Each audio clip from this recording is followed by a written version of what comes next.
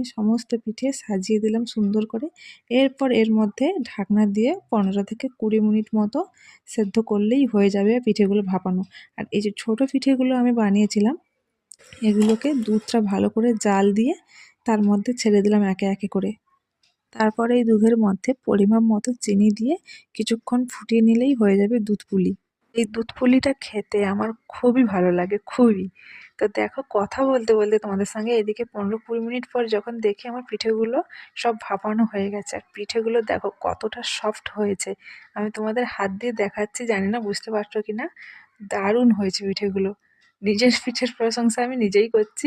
তোমরা যদি কাছে থাকতে তাহলে আমি তোমাদের খাওয়াতে পারতাম। তোমাদের তো সবাইকে খাওয়ানো সম্ভব নয়। তো চলো, পিঠেগুলো এবার একে একে আমি তুলে নিলাম। আর এদিকে দেখো আমার দুধ পিঠেটাও কেমন হয়েছে, যেটা দুধ দিয়ে ফুটিয়েছিলাম। চলো তোমাদের দেখাই।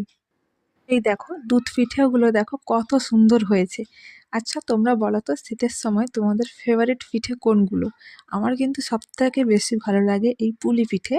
দুধ পুলি বলো আর এমনি পুলিই বলো, দু রকমের তো আমি বানিয়েছি। আমার দু রকমের পিঠেই ভালো লাগে। এই পুলি পিঠে আমার সবথেকে বেশি ফেভারিট। তোমাদের কার কোন পিঠে ভালো লাগে অবশ্যই কিন্তু কমেন্ট করে জানিও। আর আমার পিঠেগুলো আজকে কেমন হয়েছে সেটাও কিন্তু জানাতে ভুলো না।